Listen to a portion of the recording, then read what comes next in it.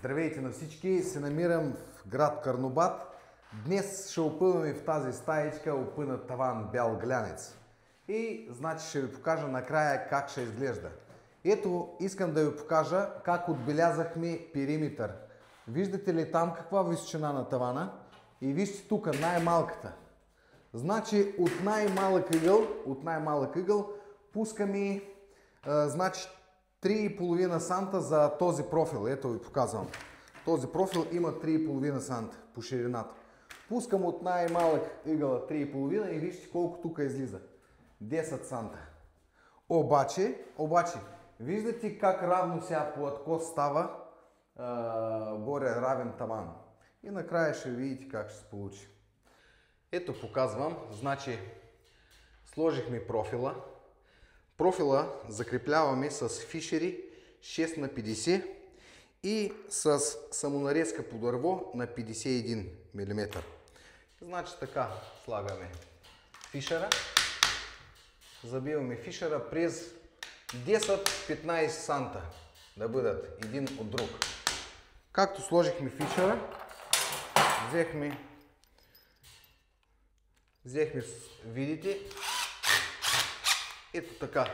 Виждате как се държи идеално. И така профила няма никъде да ходи. Тавана няма да го опъне обратно. Вижте, идеално. Ето профила, показвам, има 3 санта. Ето показвам фишери. Можеш да го приближиш. Ето фишера 6х50 и самонарезка по дърво на 51 мм. И това е. И виждате как се държи профила.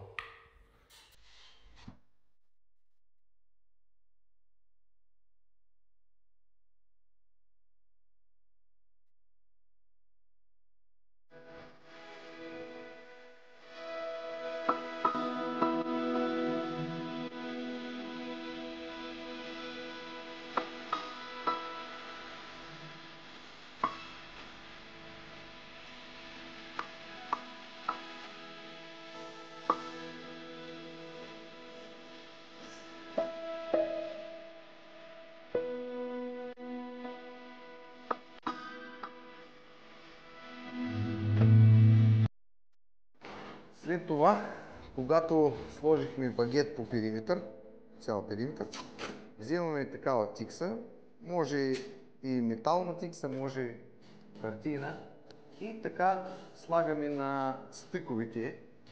Защо така го правим? И с шпателка правим равни части на съединение на профила. Знам, когато тавана ще го опъваме, знам тук ъгловете да ни го къса тавана. Така е. Слагаме така тиксо и ще опъваме.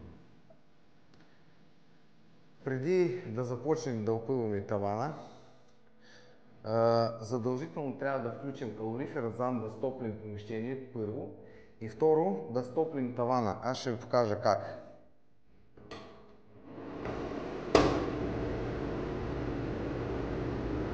Значи включихме калорифера, топлим помещение, след това взимаме тавана. Ето тук глянцев таван. И така го топлим. Защо? Защото глянеца се залепява един към друг и когато става студено, ако не го стоплиш така, той се причупва. Защото става като камък. Ето фолио. Виждате колко става меко. Защото се стопли малко. И сега така вадим таванчето. Ето. Показвам ви. Бял гланец.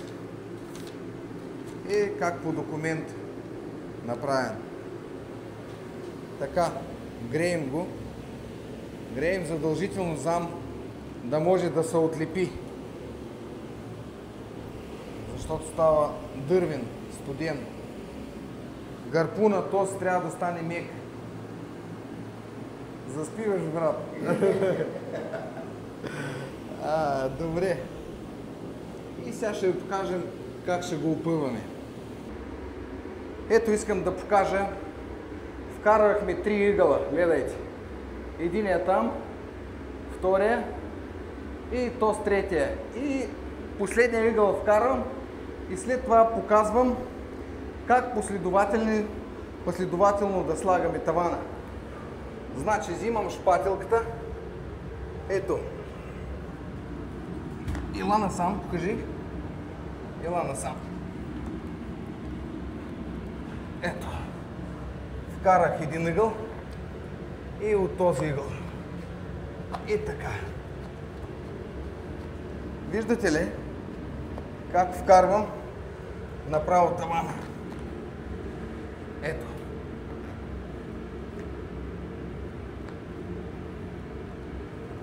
Ето така.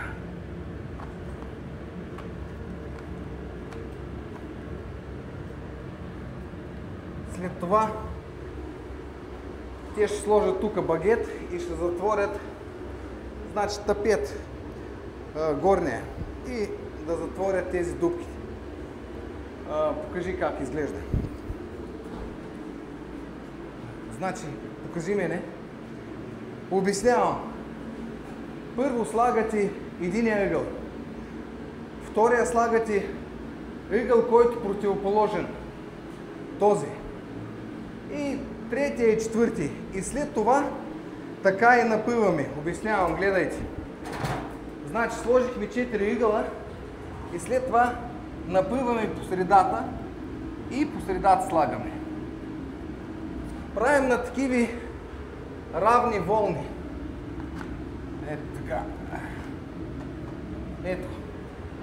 След това отиваме противоположно и тук правим така също. Ето. Сложихме и така. Защо? Защото да не опъвате гарпуна. Гарпуна да не се опъва в едната част и след това в една част имате събран гарпун и с такива причупки. Май, студен малко. Защото калорифера на земята, това е достатъчно. Сам да го стопне. Защото помещението не е голямо. Ето. Виждате ли какви складки прави? И заради той трябва да слага равномерно.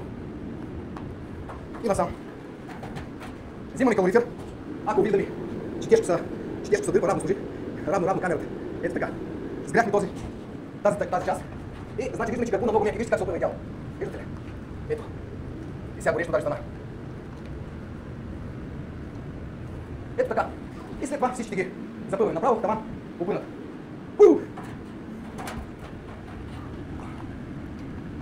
Ела насам по-видно. Отстрани. Тука. Отстрани. От тука. Видеото върви ли?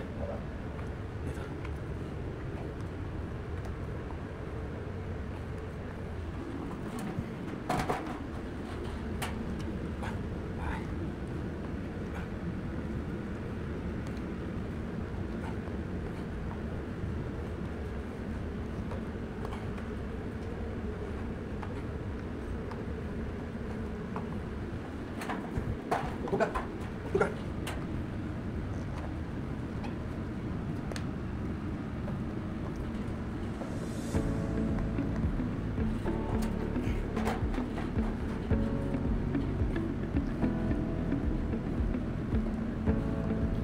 Направо. Гаси го. По-близичко.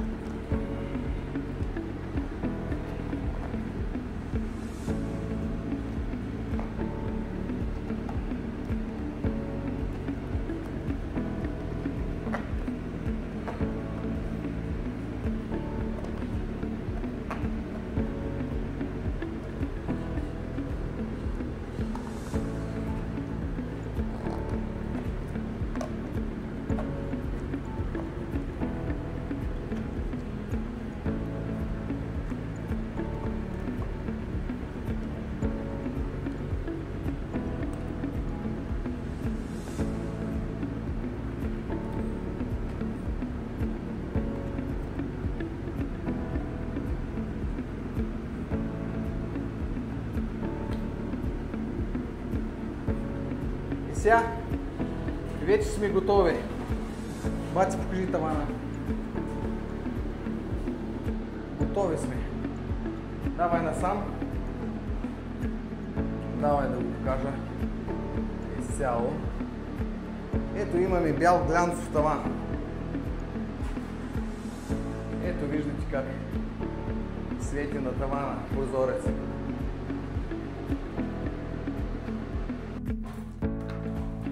След това, когато опънахме таван, как да изнесем полилеята или кабела от полилеята извън.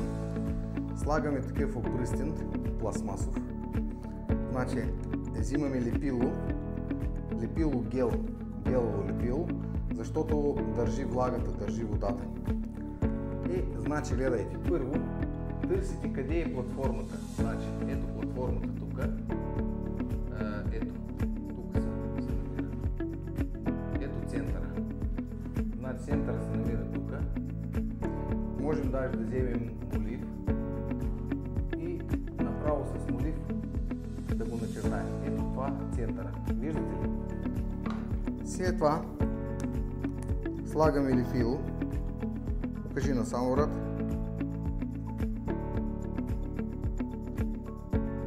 Така слагаме лепило.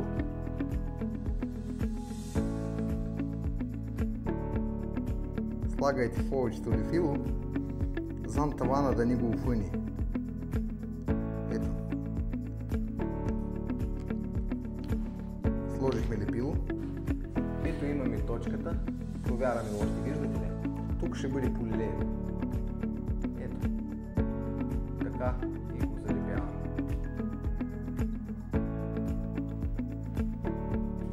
Залепихме го. Даваме 5 минути да изтини. Ще ви покажа след това какво трябва да правим. Значи взимаме макетен нож и надрязваме така. Правим кръстче едно. Ще ви обясня за какво. Ето така кръстче правим. След това бутаме пръста и по-хубаво го залепяваме. Така. Минаваме го. Виждаме, че тавана ни опъва. Ни го опъва, идеално стои. Идеално се залепи. Можете така да го отряжете по кръга. Аз по принцип така го оставам. Значи това ми фаща, зам да изкарвам кабелите и да сложа полилеята. Ето показвам как завих шината. Шината направо завих с, видите, в платформата, която стои. Виждате ли платформата за полилея, която стои отзад таван. Направо с две види я завих тук. Можете да сложите тикса от тук зам тавана да не се скъса. Обаче той няма да се скъса, защото с видата или с самонарезка завивам шината към платформата и няма никъде да ходи. Разбирате ли? Няма да се скъса. Това е. И сега подключвам кабелите към полилеята и готови сме.